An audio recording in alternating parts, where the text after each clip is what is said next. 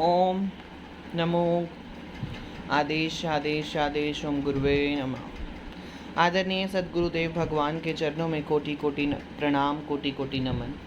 आदरणीय रसिक जनों व संत जनों के चरणों में बारंबार नमस्कार। आदरणीय भक्तजन जो उम्र और अनुभव में हमसे बड़े, उन सभी के चरणों में बारंबार प्रणाम। शुभ मंगलवार, महावीर का वार, बालाजी का वार। सबके कल्याण हो, सभी का बेड़ा पार हो, सभी के दुख दूर हो, सभी के घरों में बाबा रक्षा करने जाएं और सभी बच्चों की रक्षा करें, अपना पहरा लगाएं बाबा, सभी का कल्याण हो। आज एक बहुत ही ज़रूरी विषय पे 2-3 बातें कहूँगा, जैसा भी हम मानते हैं। तो विषय है, मैंने कहीं देखा है, कहीं पढ़ा है, या काफ़ी लोगों के मुंह से सुनता हूँ कि कितनी भी पूजा पाठ कर लो, मंत्र जाप कर लो, भगवान को मना लो, भगवान को रिझा लो, जो होना होगा वो होगा। तो ये सत्य है, ये सत्य है। ये जो होनी होता है वो तो लिखा होता है।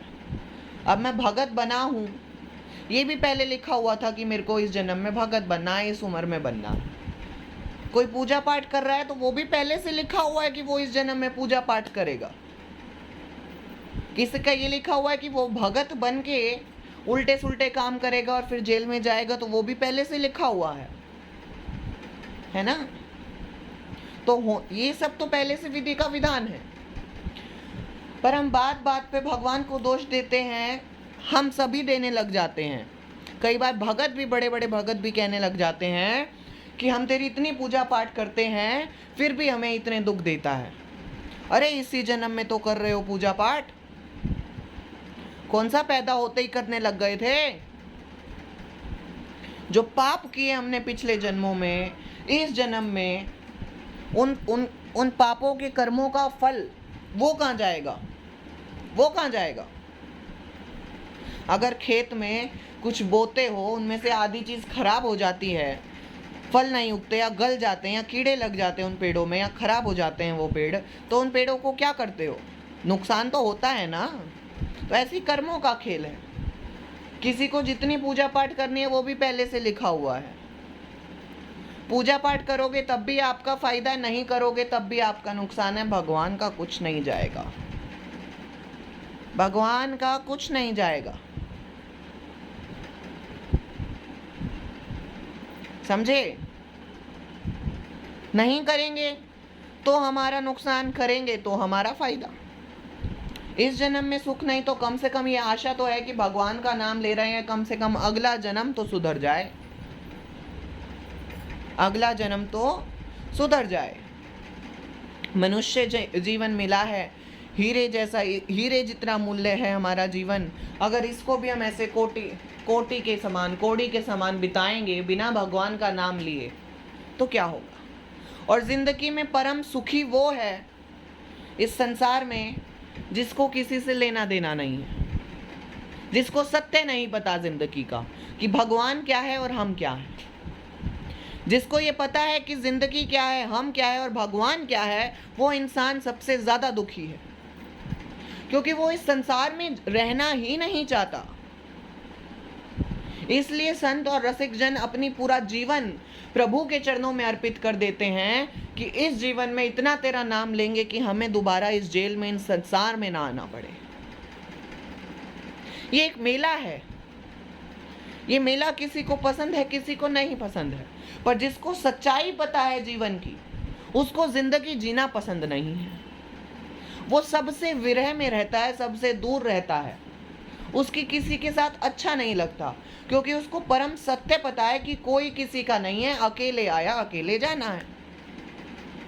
दूसरी बात, अगर भगवान से रिश्ता बनाना है, उसका रिश्ता चाहिए, तो दूसरों से रिश्ते बनाने की या रिश्ते निभाने की उम्मीद मत रखो, क्योंकि रिश्ता एक ही निभेगा।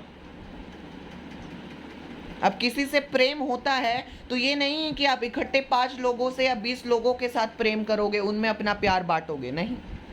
उनमें स्नेह हो सकता है, उनमें मोह हो सकता है, पर प्रेम जितना आपका एक व्यक्ति में होगा उतना उन 20 के 20 में नहीं हो सकता, समझे? और हमारे प्रभु इतने ईर्ष्यालु होते हैं, जब उनको ये पता चल जाता है, हम ये कह देते हैं ना आज से मैं तेरा, तो वो हमारे साथ किसी को टिकने नहीं देते। हमारा जो खास बनेगा ना वो गया, वो उसको हमसे सबसे पहले दूर कर देते हैं, क्योंकि हम उसके खास हैं, बस वो हमारा खास, दूसरा ना कोई। दूसरों से रिश्ते बनाओगे, उम्मीदें रखोगे तो दुख ही मिलेगा, ठीक है। उम्मीदें ही नहीं होंगी तो दुख कैसा। अब अपने बच्चे से उम्मीद रखते हो कि वो बड़े होके ये देगा वो देगा, मेरे बुढ़ापे की लाठी बनेगा, पर अगर उम्मीद ही ना हो और उम्मीद नहीं है पर वो ऐसे ऐसे कर्म कर देता है, तो आश्चर्य होता है कि ये तो उम्मीद ही नहीं थी, तो सुख होता है। पर उम्मीद पहले से रखोगे तो दुख होगा।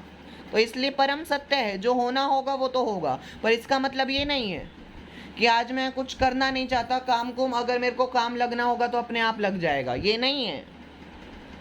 आप खाली जो होना होता है वो होगा, अगर आपको चोट लगनी होगी तो वो लगेगी, पर प्रभु कृपा, अगर आप नाम जपते रहते हो तो वो चोट का बिल्कुल जो छोटा सा अंश होगा वो आपको लगेगा, समझिए, जो छोटा सा अंश होता है वो आपको लगेगा। तो इसलिए प्रभु का नाम रटो, गुरु चरण सेवा करो, माता पिता की सेवा करो, बड़े बूढ़ों की सेवा करो, अपने से सीनियरों का मान सम्मान करो, ठीक है।